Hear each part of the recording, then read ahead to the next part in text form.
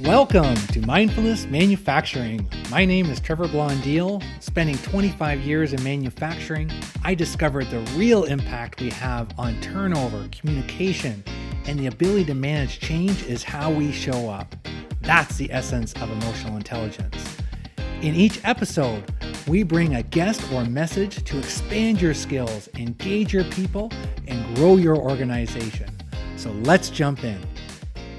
If we're doing a great job and we're showing up to work with our best intent, does it really matter how we look? Well, we know from a previous episode, Sylvie DeGusto talked about the first 7 seconds and the impression that you make. And I had some questions on that. We're going to go a little bit deeper today. There was a point in time where I thought about shaving my head because it would just be simpler.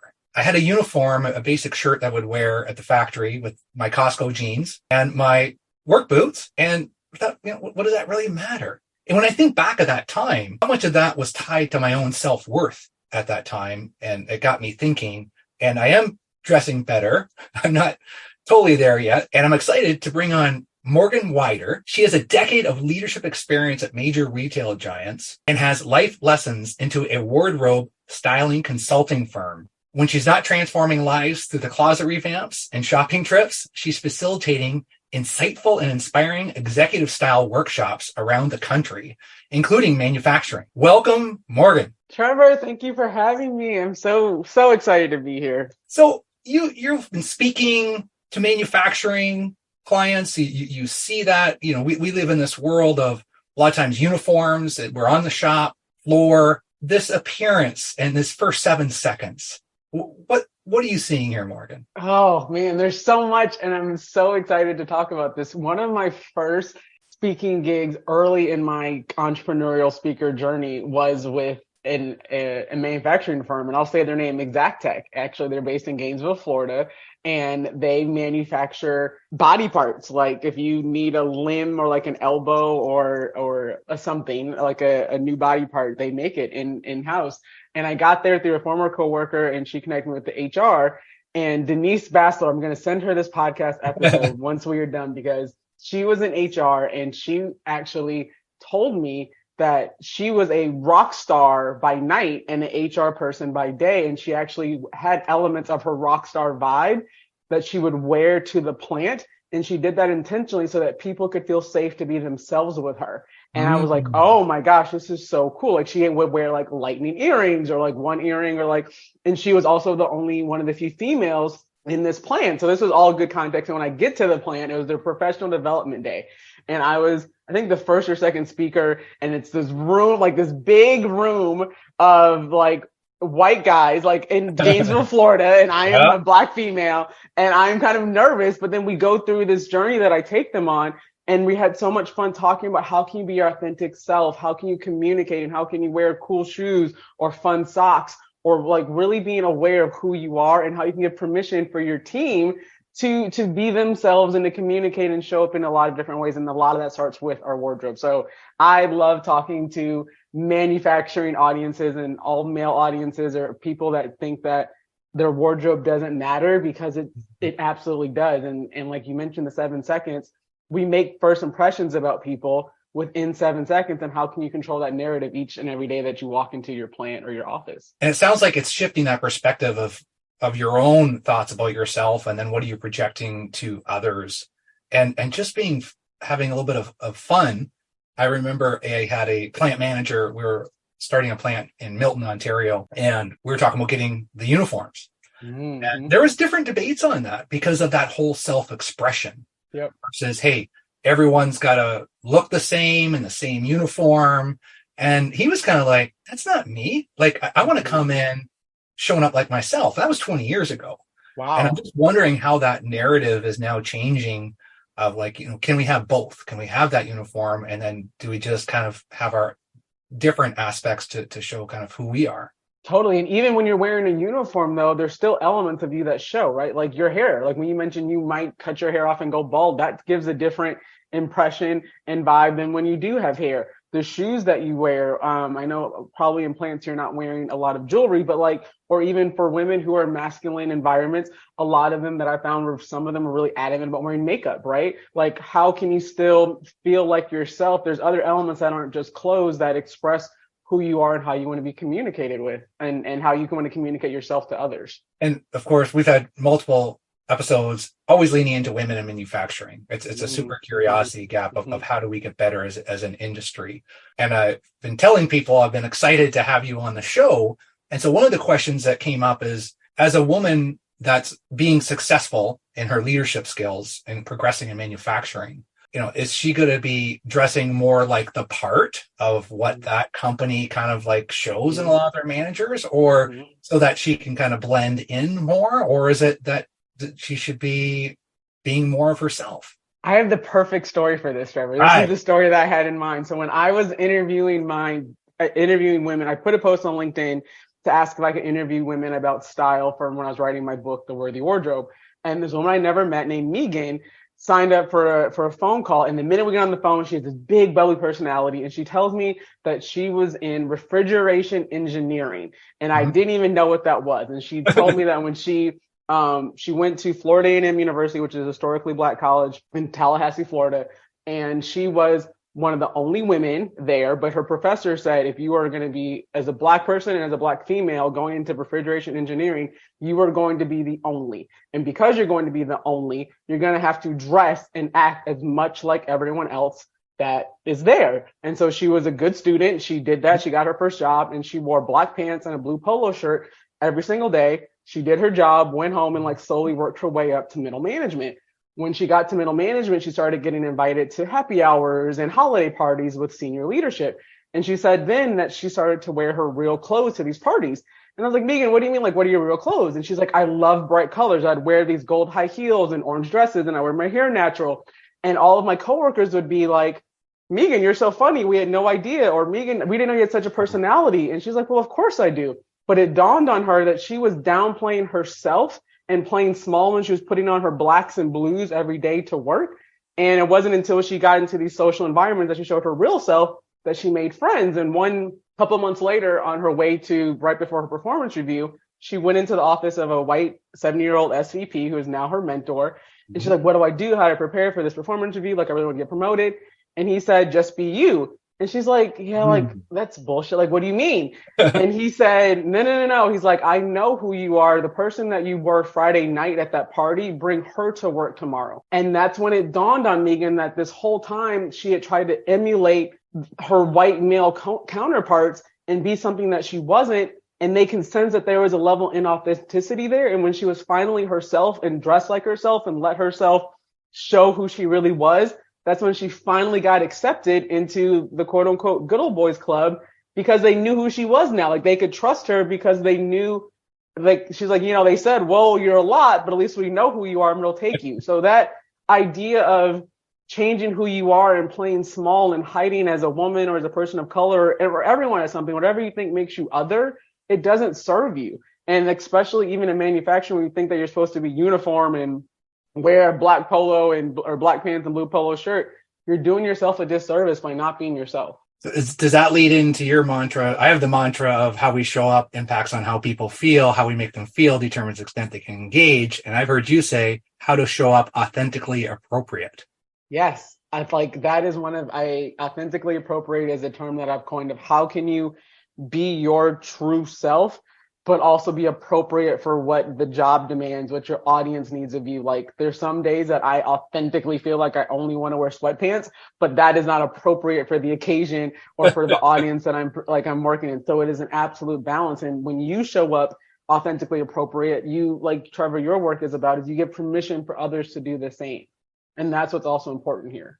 So for manufacturing, if you have that uniform, it's really looking at like, how do you wear that uniform? And another episode, this was 20 years ago at a plant, and woman asked, hey, can we get female uniforms, so that they fit better? And the answer was, well, I guess it's a man's world, isn't it? And that was in front of like hundreds of people. No way. Yeah, but that was the time. Yeah. And it wasn't right. And it definitely did not help. And this was in Canada, where we have not grown the percentage of women in manufacturing. And, but I think this is all part of it.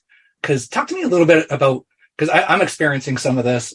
When we talk about appearance, it's not that you've got to appear a certain way.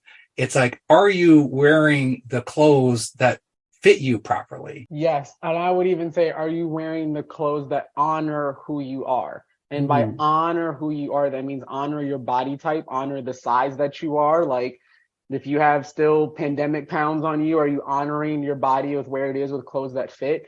In the case of that story that you just mentioned, is the plant honoring the diversity of gender identities and different body types by having male and female uniforms?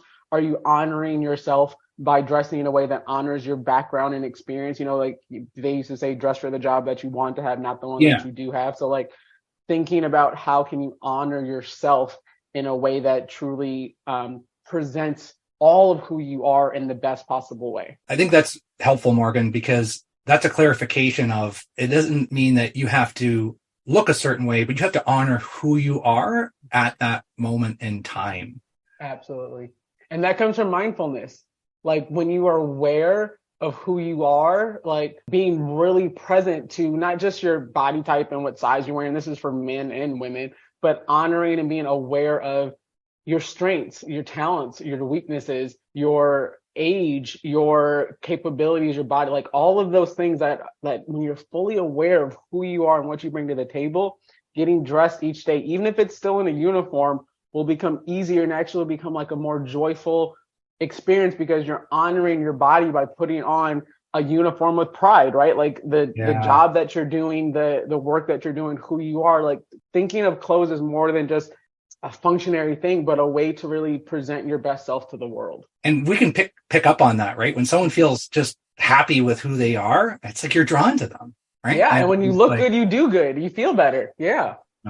I when I was listening to some of your podcasts and some of the other information, you talked about a white lab coat study. Mm-hmm. Can you tell that one? Yes, I implemented it today myself. So there's the white lab coat study was done in Northwestern University, and there was a study, and I'm going to give you guys the short and dirty version. Let's say there was two groups of participants in the study.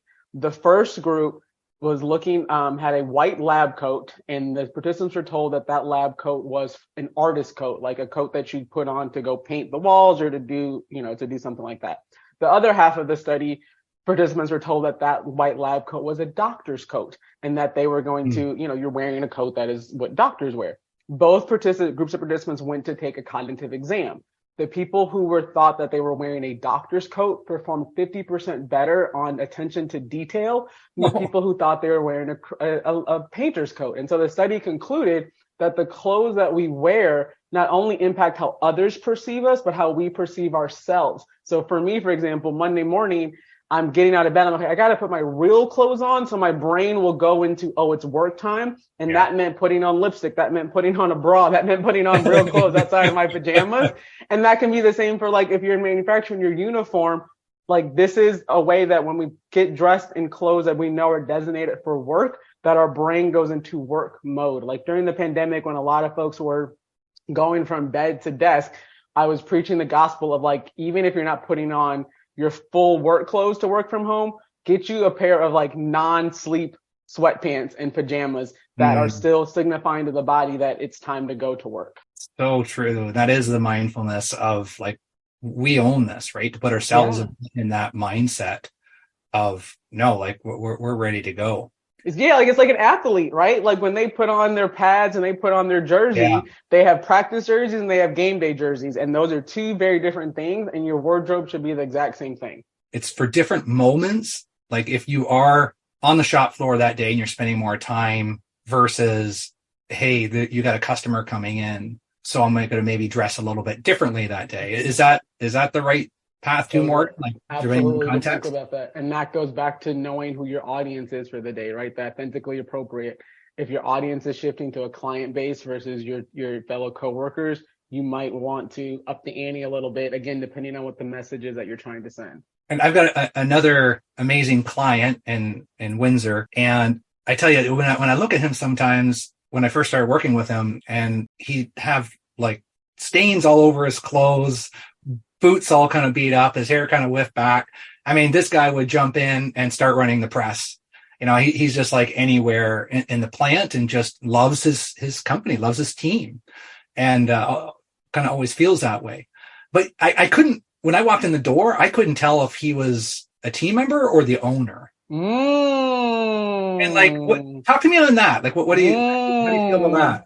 That's big. And I think there's no right or wrong way to do any of this, but it seems like that client of yours was very much a servant leader in some way. So I'm sure there was buy-in of like, he's willing to get his hands dirty and do the same things as his employees, but then do his employees respect him as a leader if he is doing the same thing that they're doing all of the time, right? And so that idea of like, if you as an outsider can't perceive him as whether he's the leader or the employee, does his team feel the same way? And again, different occasions for different times require different things. Like going back to being mindful, what does the moment require of me? And if I need to be seen as a leader in this phase of our business development or this day, probably want to put a clean shirt on, right? Like I probably might want to put a blazer on and again, make sure that those, the occasion and the appearance are in alignment with each other. Which kind of just shows more respect for your audience, whoever that is, right? Yes,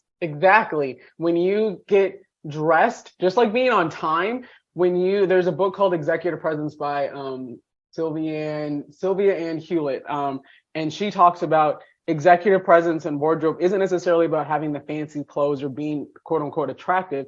It's about showing that you honor the moment or honor your audience by putting on real clothes or getting dressed for the occasion, looking like you made the effort to show up, whether it's at work or whether it's on a first date. Like all of those things show that you are appreciative of other person's time and you're getting dressed for the occasion. The occasion. Yeah. One of the women I'm coaching, amazing leader in manufacturing. And again, I was talking to her about you and she said, I have this uniform, but the process sometimes stains a uniform.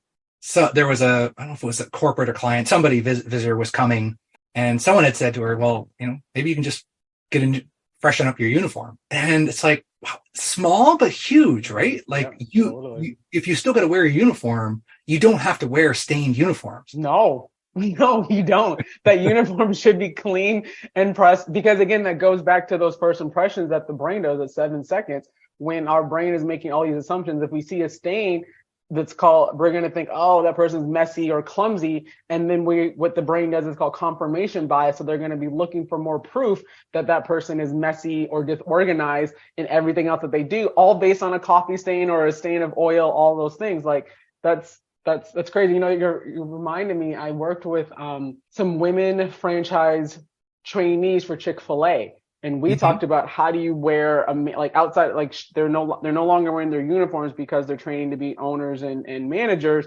But how do you wear clothes that can sustain chicken grease, right? And like how can you look the part and still look the part of a boss when you're literally in the back of the kitchen? So all of it's not easy, but making that effort is totally worth it. Yeah, and it's easy to say, well, it's going to get stained again anyways because these are permanent stains. It's part of the process. But then does that just become an excuse? And then all of a sudden it's like, hey, we're worthy of more than this. We work hard, and I'm sure the company will support us by somehow recycling these shirts and getting us shirts that after so long, whether that's a month, 3 months. Is the stain on that clothes, wearing a stained shirt worth the risk of losing new business or being perceived as messy or disorganized? Is that the stain in the dirty shirt that you're willing to miss an opportunity on? Is it that important? Yeah, that just put a chill down my back. Like that's just kind of like, oh, there's Morgan. This is why we brought her on, because that type of question is going to change our thinking, which will change our behavior. There we go.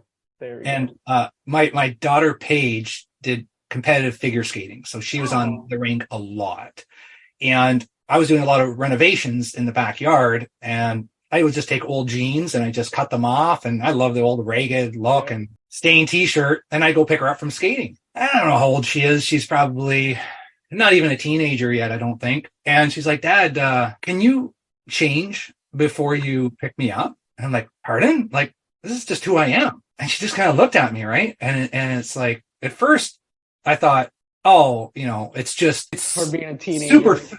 yeah. And it's Superficial. superficial. And I had this mindset, Morgan, of, we shouldn't judge people on what they look like. I should be able to wear those torn out jeans, and it doesn't really matter. Right. But here, I just wasn't listening to her. It mattered to her because that's part of her impression, is how her dad showed up. Totally. And I didn't think about the fact of, these people don't really know me. They're going to make first impressions. The other figure skaters are going to have first impressions.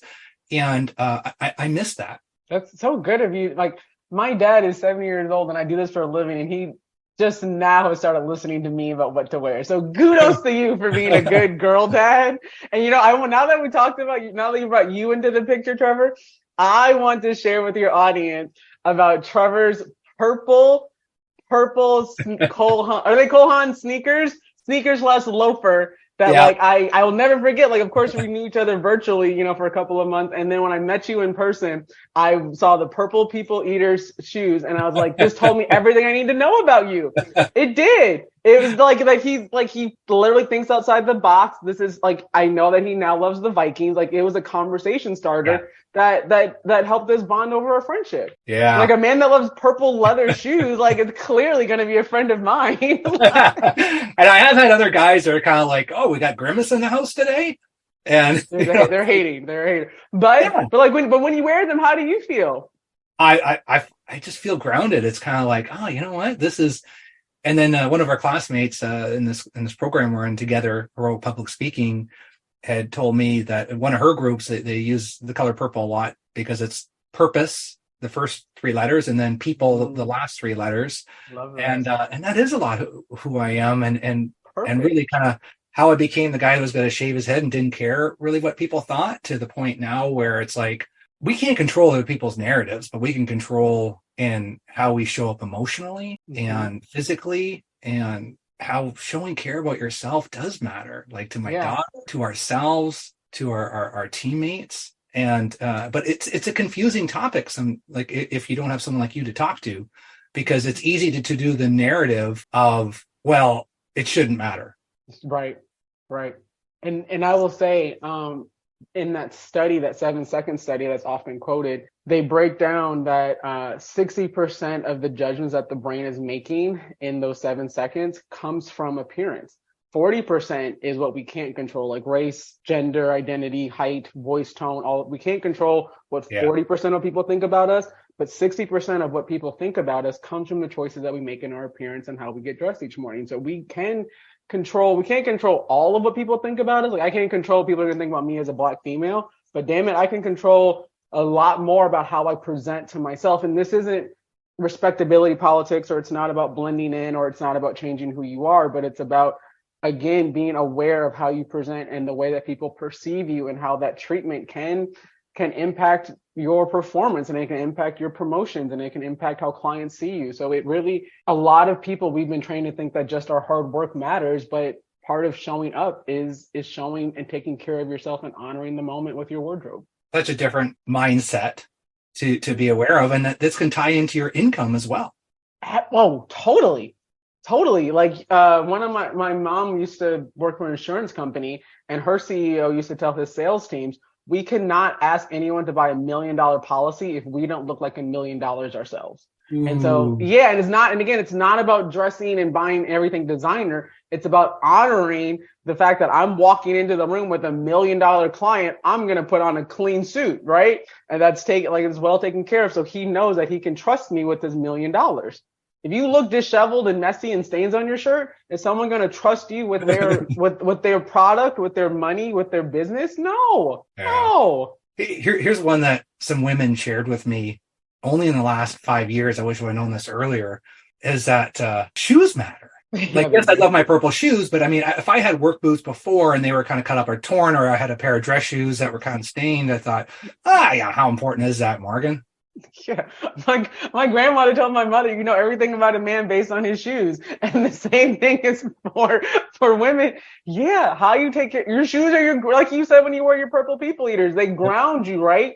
Yeah. So if you're wearing tattered, dirty shoes, are you really feeling grounded and supported and sustained and ready to do your job? Especially if you're on your feet all day. I always saw those shoe shine guys at the airport, and I never realized how important attention to detail having them there. And there's usually always somebody there. Yep. And there's a reason for it. But yeah, that attention to that detail, like, Detail. it's like, was this a women's secret that they just didn't tell me? I don't think it was a secret. I think it's just Trevor not being open to it.